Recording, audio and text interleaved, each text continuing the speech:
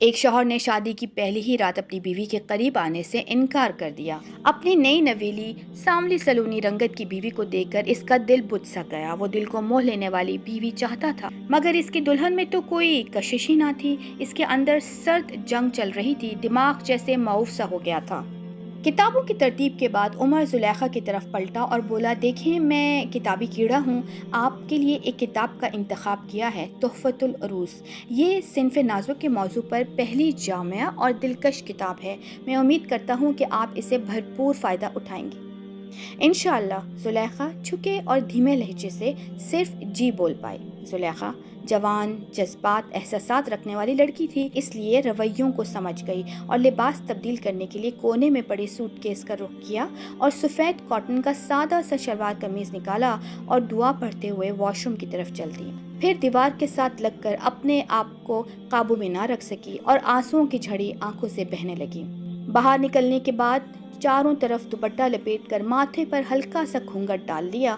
باہر آئی تو عمر عشاء کے لیے جا چکا تھا، تو اس نے بھی عافیت جانی اور نماز پڑھنے لگ گئی اور پوری خشوع کے ساتھ نماز شروع کر دی۔ اپنی نماز کو تسلی سے مکمل کیا اور پھر اپنے مرمری ہاتھوں کو اپنے رب کے سامنے عاجزی اور انکساری سے پھیلا دیا۔ یا رب، میرے شوہر کے دل میں میرے لیے محبت اور الفت پیدا کر، مجھے ان کی نظروں میں پرکشش بنا دے۔ آنسو تمام بند توڑ کر لگاتار اس کے سوتی دوپٹے کو گیلا کر رہے تھے۔ ایک دم آہٹ سن کر اس نے اپنے چہرے سے آنسوؤں کو صاف کیا اور لپک کر بستر پر پڑی تحفۃ العروس کے اوراق پلٹنا شروع کر دیے۔ دوبارہ سے مردانہ سلام نے اس کے دل پر دستک دی، پھر وہی دھیما انداز اور جھکی جھکی گردن سے جواب آیا۔ عمر نے کھانے کا پوچھا۔ زلیخا نے کہا، میں نے کھانا نہیں کھانا۔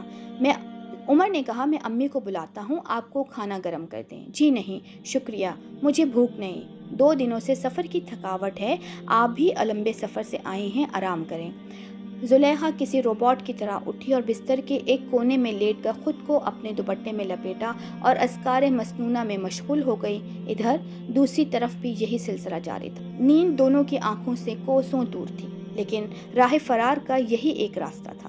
زلیخا بار بار اس نقطے کو سوچ رہی، کیا میری تصویر عمر کو نہیں دکھائی گئی، جبکہ ان کی امی جان نے ممانی سے خاص درخواست کر کے عمر کو دکھانے کے لیے کہا تھا۔ پھر آخر ایسا کیا ہوا جو ان کی آنکھوں میں میرے لیے کسی قسم کے جذبات نہیں؟ مجھے تو ان لوگوں نے تصویر دکھائی تھی، پھر اپنے بیٹے کو کیوں نہ دکھائی؟ میں تو رشتوں سے ترسی ہوئی تھی، بچپن میں والدین کا انتقال، نہ کوئی بہن نہ کوئی بھائی، اور اب شوہر وہ بھی کوسوں دور، وہ اتنا قریب ہو کے بھی کوسوں دور ہے۔ اس نے پھر رونا شروع کر دیا۔ دل شدت غم سے نڈھال تھا۔ اگر وہ اس رشتے سے خوش نہیں ہیں تو میں کبھی ان کو مجبور نہیں کروں گی، ہاں اپنے حقوق ضرور پورے کروں گی جو کہ میری تربیت کا حصہ ہیں۔ رات کے 2 بج رہے تھے۔ زلیخا چپکے سے دھیمی چال سے کمرے سے نکل کر واش روم میں گئی، اچھی طرح وضو کیا، چہرے پر ٹھنڈے پانی کے چھینٹے مارے اور واپس خاموشی سے کونے میں پڑے جائے نماز پر کھڑی ہو گئی۔ نوافل میں طویل قیام کے بعد اپنے مرمری ہاتھ اپنے رب کے آگے پھیلا دیے اور پھر وہی کہ وہ اپنے آنسوؤں پر کنٹرول نہ کر سکی۔ اس نے خوب رو رو کر گڑ گڑا کر اللہ سے دعا مانگی کہ یا رب میری اس آزمائش کو آسان کر، بے شک تو ہی مشکل کشا ہے۔ اتنے میں فجر کی اذان سنائی دی۔ عمر تو نہ جانے رات کے کس پہر نیند کی گہری وادی میں جا چکا تھا۔ اب زلیخا اس شش و پنج میں تھی کہ عمر کو اٹھاؤں یا نہ اٹھاؤں۔ آخر سوچ بچار کے بعد عمر کے پاؤں کو ہلکا سا جھنجھوڑا، لیکن وہ گہری نیند میں تھا۔ آخر تیسری کوشش پر عمر کی آنکھ کھل گئی۔ زلیخا بولی، آپ کی فجر کی نماز نکل جائے گی۔ عمر دل ہی دل میں خوش ہوا۔ چلو محترمہ نماز کی تو پابند ہے۔ فوراً اٹھ کھڑا ہوا، وضو کر کے مسجد کا رخ کیا۔ زلیخا نے فجر ادا کی اور تلاوت کلام پاک شروع کر دی۔ زلیخا کی تلاوت نے عمر کو دروازے کے باہر کھڑے ہو کر سننے پر مجبور کر دیا۔ اتنی خوبصورت آواز اور شیریں لہجہ اس نے آج تک نہ سنا تھا۔ وہ دل ہی دل میں داد دے رہا تھا۔ عمر کمرے میں داخل ہوا تو اس کے بابا نے آواز لگائی، جی بابا جان، کل کا ولیمہ ملتوی کرنا پڑے گا بیٹا۔ سب خیریت ہے نا بابا جان؟ تھوڑی دیر قبل تمہارے پھپھا کا فون آیا تھا، تمہارے پھپھو کافی بیمار ہیں، اس لیے مجھے جانا پڑے گا۔ بابا جیسے آپ بہتر سمجھیں۔ امی کی بھی آواز آئی، باجی نصرت کے ساتھ میرا بہت اچھا وقت گزرا ہے، زندگی موت کا کچھ بھروسہ نہیں، لہٰذا مجھے بھی جانا ہوگا۔ پر عمر کی ماں، یہاں نئی نویلی دلہن اکیلی ہے، اس کو گھر کیسے چھوڑ کے جاؤ گے؟ बाबा बोले, उमर की माँ फिर से सोच लो। अरे आप क्यों घबराते हैं, मेरा उमर है ना जुलेखा का ख्याल रखने के लिए। ये सुनकर एकदम से जुलेखा के दिल में ठेस उठी और चंद सेकंडों में अम्मी और जुलेखा किचन में जा चुके थे। बाबा बोले, हमारी गैर मौजूदगी में तुमने मेरी बहू का बहुत ख्याल रखना है। इस बच्ची ने यतीमी की ज़िंदगी गुजारी है।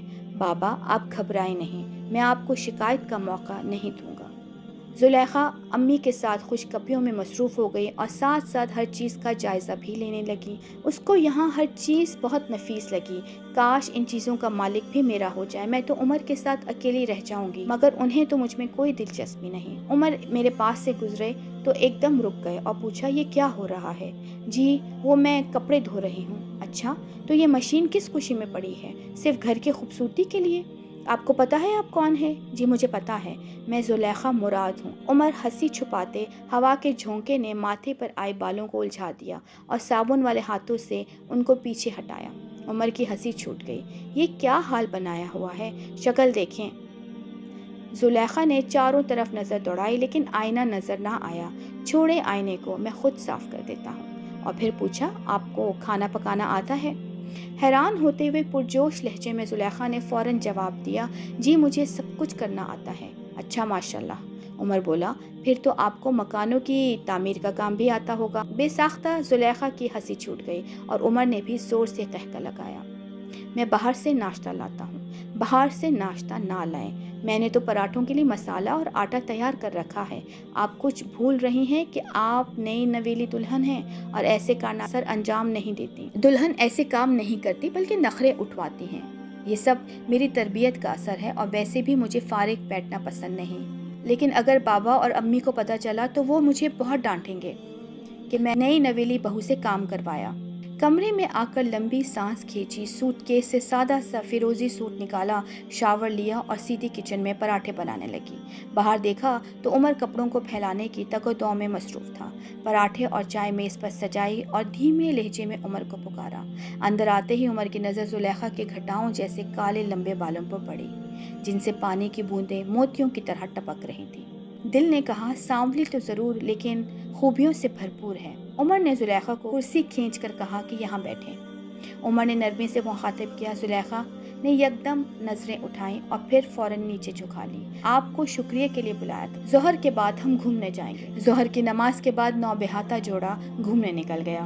उमर ने रास्ते में खामोशी तोड़ी और कहा कि आप बोलती बहुत कम हैं। जी मैं बोलती हूँ जब ज़रूरत होती है। अच्छा मुझे 1 से 100 तक गिनती तो सुना दें। जी। जुलेखा सारा पहाड़ा सुना दिया। जुलेखा और उमर फिर खूब घूमे। घूमते घूमते दोनों ने आपस में बातें शुरू कर दी, बहुत कैजुअल और नॉर्मल बातें। जुलेखा ने फिर अपनी खामोशी तोड़ी। उमर ने जब सवाल किया कि आप अपनी तालीम और शादी से पहले की ज़िंदगी की और मसरूफ़ियत के बारे में तो बताइए, जिस पर जुलेखा ने बताया कि मैंने प्राइवेट बीए किया है, मदरसे में कुरान और घर में ट्यूशन पढ़ाती थी। आपके वालिदैन को क्या हुआ था? मेरे वालिदैन 2 साल की थी जब उनका इंतकाल हो गया और वो एक एक्सीडेंट में अल्लाह को प्यारे हो गए। और फिर मेरे मामू ने मेरी कफ़ालत की ज़िम्मेदारी ले ली। बचपन से आज तक गुर्बत के बावजूद दोनों ने दीन को नहीं छोड़ा और मेरी दीनी तरबियत की। अल्हम्दुलिल्लाह। जुलेखा ने अपना दिल खोलकर उमर के सामने रख दिया। जुलेखा का दिल भरा हुआ था, वो पूछना चाह रही थी और आखिर जुलेखा ने वो बात पूछ ली जिससे उसका दिल भरा हुआ था। जुलेखा ने कहा कि आपको मेरा सांवला रंग पसंद नहीं, ये बात तो मैं कल ही जान गई थी। उमर ने भी सच्चाई से कहा कि जुलेखा आपका सांवला रंग देखकर वाकई मेरा दिल आपसे हट सा गया था, लेकिन आपकी सीरत ने मुझे आपका गर्विदा कर दिया। आपका तहज्जुद पर उठ के नमाज़ पढ़ना, तिलावत कुरान पढ़ना और फिर आपका मुझे फजर पर जगाना, इन सब चीज़ों ने आपके लिए मेरे दिल में बहुत जगह कर दी। मुझे फ़ख्र है कि मेरी सही अक़ीदा और सुन्नत से लगाव रखने वाली बीवी मेरी मजबूत नस्ल को परवान चढ़ाएगी। सांवला रंग वक्ती तौर पे तो मुझे अच्छा ना लगा, लेकिन आपके अंदर की खूबसूरती मुझे भा गई। मैं दाद देता हूँ अपने वालिदैन की पसंद को। जुलेखा मुराद, आप मेरी पाकीज़ा, बाकिरदार और बाहया दुल्हन हैं, जिसकी आला दीनी तालीम ने मेरे दिल में हर तरह से जगह कर ली और अब मैं आपसे बहुत शदीद मोहब्बत करता हूँ। ये सुनकर जुलेखा ने अपनी आंखें झुका लीं और वो अब अल्लाह का शुक्र अदा कर रही थी कि या रब तेरा शुक्र है कि तूने मेरे शौहर के दिल में मेरे लिए मोहब्बत डाली।